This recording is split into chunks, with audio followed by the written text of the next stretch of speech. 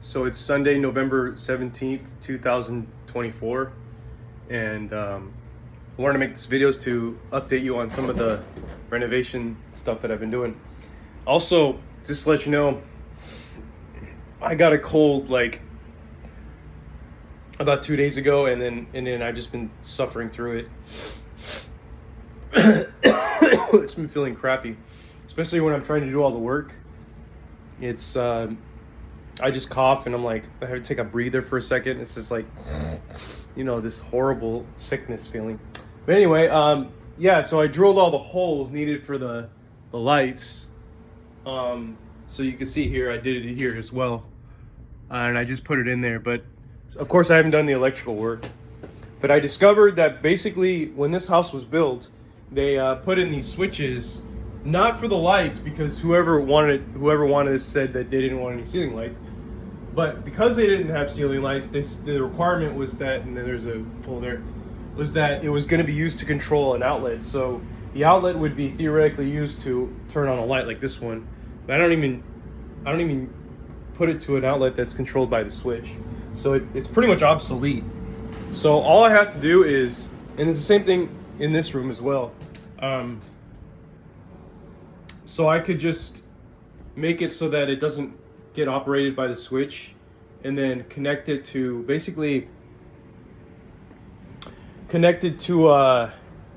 a source. I'm not quite sure how I'm going to do that, but because right now the source for it, or the connection to that is going from the source, all the way to the switch.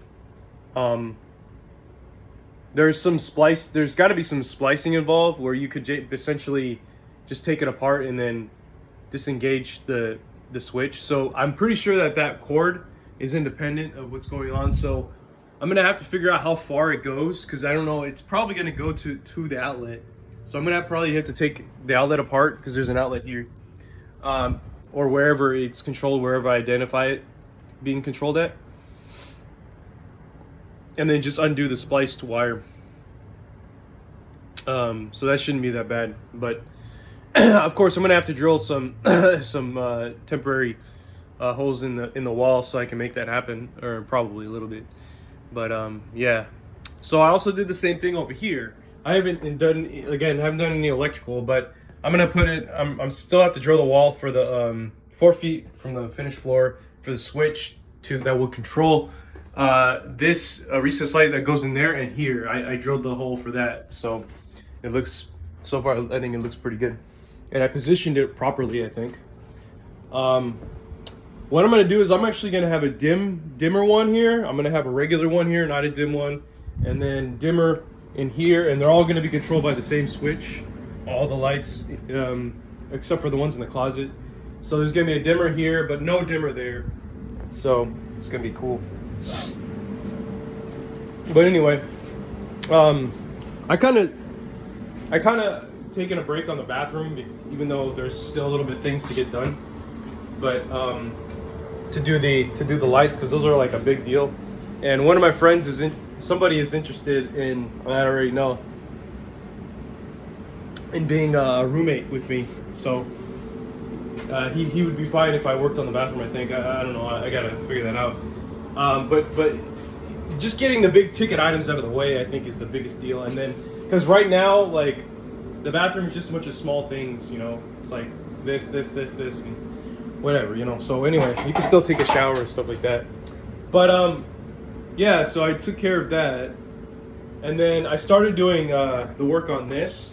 So now you can see I'm almost done. I had to reframe, because it just would have been odd as hell if I put the hole on the left or the right side, so this is actually right in the middle.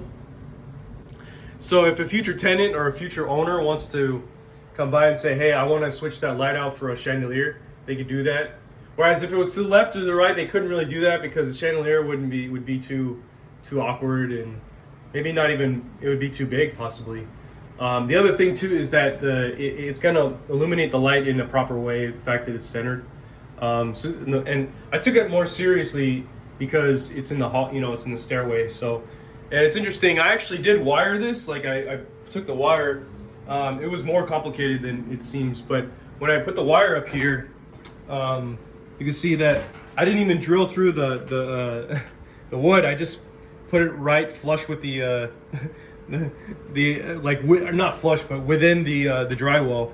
I didn't really do much because the problem is if I wanted to drill like from the top and I started to do that, I'm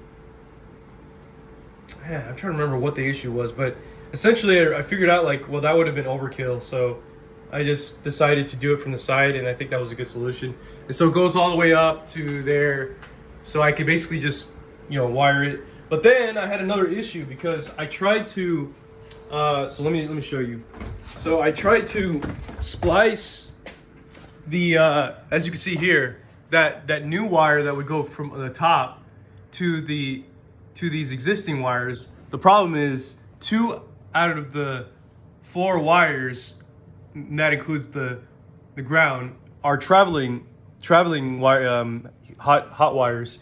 So if you use one of those traveling hot wires, it disrupts the logic circuit, and it just won't function the same way. So I started doing that, and what happened was it was working, but I had the same issue. I would turn on the light from the top, and like I would have this off, and then it wasn't even turning on. And then when I turned this on, I would try to turn that one off on the top, off, and then it wouldn't turn this one off. So there was a problem, you know. Clearly a problem that I had to, so essentially what I decided to do, I looked into it. I spent like 8 hours on this in total, like figuring out what's going on with the electrical, like why I screwed up. And it turns out that, I mean, the only way that you're going to be able to make this work, I mean, there's several ways, but the only way is, and essentially what I was trying to do is I was trying to make those 2 in parallel by using the traveler wire, but you just can't do that. So the only way to make them in parallel is if you were to essentially try to make these 2 lights in parallel, to find a way to connect them, but bypassing the circuitry here. And the only way to do that is, guess what? If I go to the source up there, if I take a wire and go to the light here. But the only convenient way, the most convenient way to do that is if you were to take the wire, a new wire, and connect it directly to where it is here, because the cord, the one that sources the light here is right here. So you're basically putting it in parallel without having to deal with the travelers. So the travelers and the other thing is like they can be separated if you connect it this way. So I did all this work to try to fish it. It was a pain in the ass to get this wire up here. I had to do it from the bottom. I even had to cut out a hole in the kitchen to make it happen. So that wire is going to basically be connected directly to the wire up there, which it didn't really need to. I could have made it all one if I knew what I was doing, and then just kept this all the same. You know, the one coming left and right, I could have made it the same. You know what I mean? Like I essentially cut that black wire.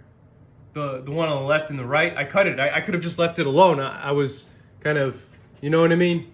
So, you know, I kind of overdid it, just because I didn't 100% know what I was doing.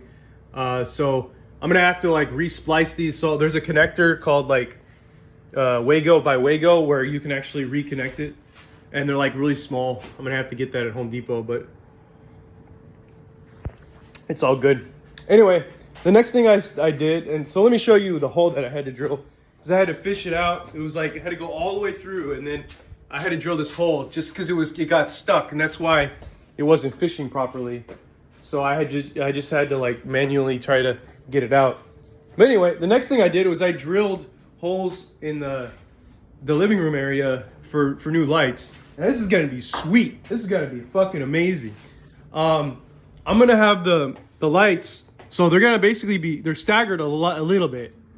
But what I think is interesting more than that is that I'm actually going to stagger the. It's gonna be like an office in a way.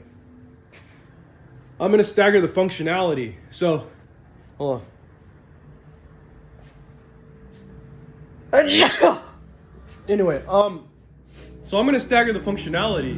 So the light that you see over there, it's gonna stagger like this, boom, boom, boom, boom. And I'm gonna have 2 switches. One of the switches is gonna allow for the staggering to happen.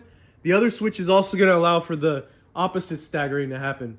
So you have this situation going on. So it's gonna be like an office. Like you can have multiple like variations.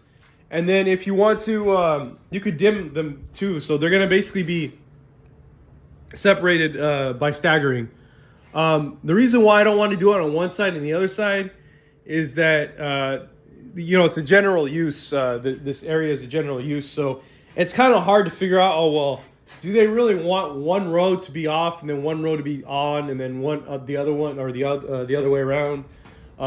You can't really figure that out. So staggering is the most conservative approach because people are going to want to have less light or more light, you know, at times. So it's going to be pretty cool. So yeah, thanks for watching. It's coming together. So this is the same situation here. These switches control outlets. One of these outlets, and I have to figure it out what that is, and then I'm gonna have to disengage it at the outlet, whatever that cord is, and just make it so that electricity will flow no matter what. So anyways, thanks for watching. I'm probably just gonna rest for the rest of the day. It's Sunday. I don't need to go to work. I'm feeling really sick, so thanks. Wish me luck for getting getting healed. Thanks for watching.